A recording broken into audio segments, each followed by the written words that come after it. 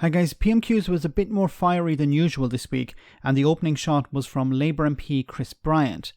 Now before we get to what Chris said, I think one of the slogans that's going to follow Rishi Sunak around until he leaves office is "Hold your nerve." The fact that a man who is married to a billionaire and a multimillionaire himself has asked people to hold their nerves during a cost of living crisis and a growing mortgage catastrophe has left him wide open to attack. Chris exploited that. Have a listen. The Prime Minister has had responsibility for the UK economy now for 1,323 days, and he's delivered.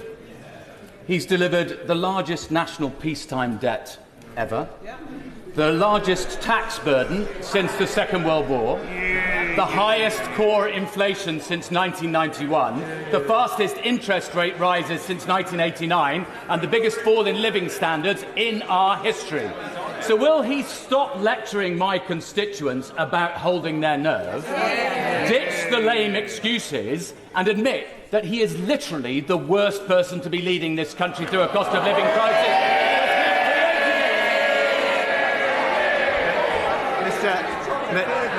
Mr. Speaker, Mr. Speaker, again. Ouch. You can see how rattled he is. He didn't know what to say. He has his prepared speech, but it's a bit useless.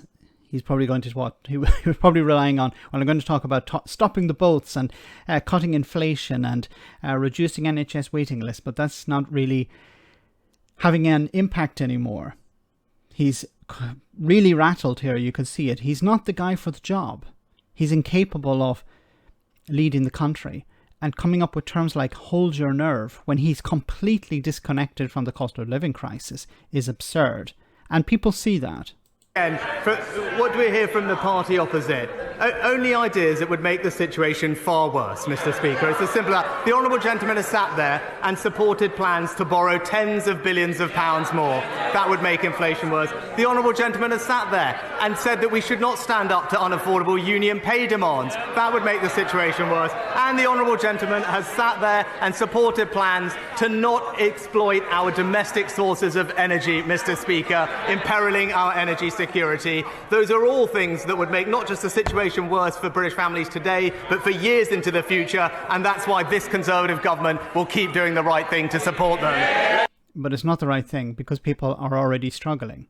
You can't say we're going to do the right thing when obviously it's not working. Yeah, we're going to double down on what we're doing at the moment. It's not helping people. We're going to double down on it. That's not what people want to hear. They want to hear a change. They want to hear a different approach. Now, some of the things Rishi Sunak pointed out there were obviously lies.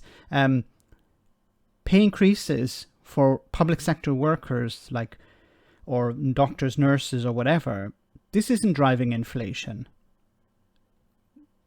Many of these wages were frozen also last year when inflation was running in double figures.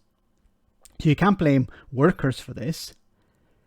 When he talked about energy, well, the gas, and you'll hear other Tories like Jacob Rees-Mogg saying, we need to drill for more gas, we need to extract more oil. Yes, but this is all sold on the international market, so it's not going to bring down prices. It's not going to bring down prices for people who consume it, heating their homes or using power.